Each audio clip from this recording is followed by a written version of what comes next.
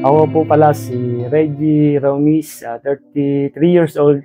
Ako po ay merong sciatica sa may lumbar spine. Unang doktor po na pinuntahan namin ay hindi po nila nalaman na sciatica po ang aking nararamdaman.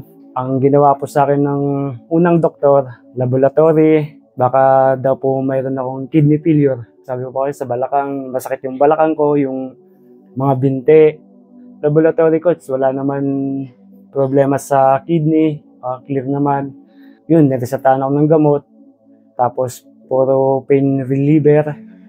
Mga 1 week, iniinom ko yung pang pain reliever para sa balakang, sa mga binte. Hindi pa rin tumatalab. Ngayon, sabi ko sa misis ko, second option kami. Pumunta ulit kami sa ibang doktor naman ulit. Pain reliever na naman ang nireseta sa akin. 1 week. Tinry ko, ganun pa rin, hindi pa nawawala yung sakit. Umiiyak na ako sa sakit, gawa ng pag nakaupo. Pag nakaupo ako, hindi na ako makatayo. Then, pag nakahiga naman ako, hindi ako makabangon.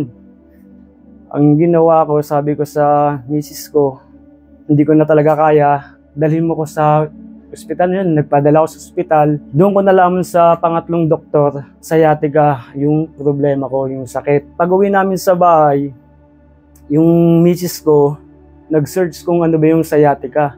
Ngayon, nakita ng misis ko yung Fadisab. The physical therapy. Then sabi ko sa misis ko, sabi din sa akin, itry namin magpa-therapy. Sabi ng misis ko, kasi wala namang mawawala kung susubukan natin. Yun, unang session, nakaramdam ako ng sakit.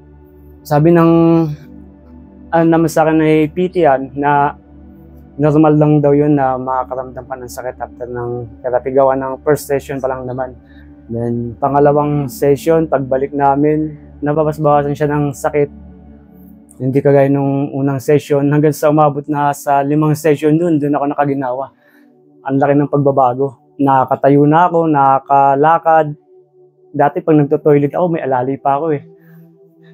And then misis ko, hinalalayan ako, pag-uupo, tatayo. Ngayon, hindi na. Kayang-kaya ko na. Kita ko na mag-isa eh.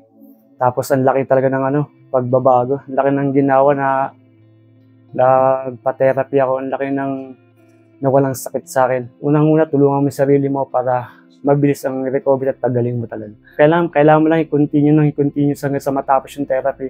At yung mga payo ng ni PT yan, na yung exercise, wag kakalimutan pag nasabay. Malaking tulong din talaga. Maraming salamat sa mga staff ng Fadisab, na kay PTN. Mabait sila at magagaling. Yun lang masasabi ko, magagaling. Masikaso sa pasyente nila. Tinutulungan talaga na makarecover yung pasyente at hindi nila pinapabayaan. Kaya Fadisab sa akin na okay. Maaasahan talagang Fadisab. Feel well at Fadisab.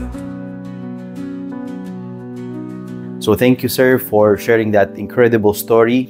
Madami talagang mga pasyente that when they have a consultation with a certain doctor that they would put them under medication. It's good actually if there is really a necessity kung may kinakailangan i-address para ma-solve yung problema. Ang main objective of why we are doing physical therapy in the first place here in our clinic is to make you independent from pain medication. We don't want para masking off the pain because of the pain medication. You also know kung nag-i-improve talaga kayo. This is one way for you to know if the physical therapy that you are having is doing better, is kung wala na kayong pain medication while having the physical therapy.